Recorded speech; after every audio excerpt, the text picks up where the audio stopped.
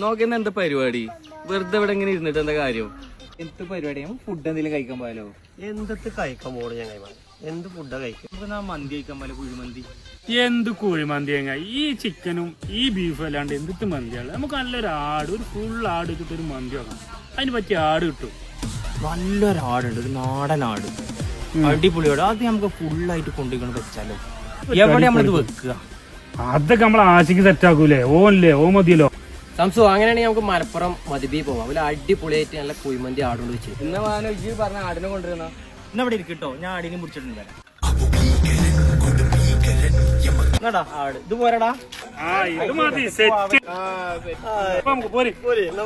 നമ്മളെ മലപ്പുറം മച്ചിങ്ങൽ ബൈപ്പാസിലെ ഹോട്ടൽ മതിബി 14 വർഷത്തിലേറെ പാരമ്പര്യം ഇവരെന്നായിരിക്കട്ടെ മലപ്പുറം മന്തിക്കടകളിലെ രാജാക്കന്മാര്. അങ്ങനെ നല്ല ടേസ്റ്റിൽ മട്ടൻ കുഴിമന്തി ഞങ്ങളെ മുന്നിലേക്ക് എത്തിച്ചിരുന്നു കേട്ടോ. അവര് എത്തിയ ഉടനെ തന്നെ എന്റെ കൈക്കുറക്കും കാൽക്കുറക്കും സംസു അഞ്ച് തൊട്ട വലിയ കേട്ടോ.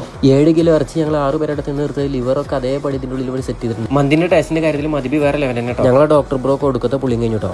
സജാദും ഞാനും മാനൊന്നും പിന്നെ ഒരു പൊടിക്ക് മുട്ടെടുത്തിട്ടില്ല. മാനൊന്നും പിന്നെ ഒന്നിച്ച് വായിലോ കൊള്ളാത്തോണ്ട് കേട്ടോ. സംസൊക്കെ തലമണ കൂടിയാണ്. മാനുണ്ടോ കുറക് മുട്ടിട്ടില്ലോ. അംജദും ശംസും തല പൊട്ടിച്ച് തലച്ചോറ് എടുത്തതിന് ശേഷം അവസാനം രണ്ടാളൊന്നും ഒതുങ്ങിയത്. മാനുവിന്റെ വയറ്റിൽ ഞാൻ ഒരു തുള്ളി കൊള്ളാത്തോണ്ടാണ് ഇരുത്തിരിക്കണത്. അവിടെ ഫുഡ് നോക്കിയിട്ട് എല്ലാ ഫുഡും അടിച്ച് തുടച്ച് മിനിക്കുന്ന എടുത്തിന് വൃത്തിയാക്കിന് കൊടുത്തു. ഞങ്ങൾ മുൻകൂട്ടി ബുക്ക് ചെയ്താൽ ഞാൻ മന്തിക്കില്ല ആട് വരുന്നതിനെ സെറ്റ് ചെയ്തിട്ടോ.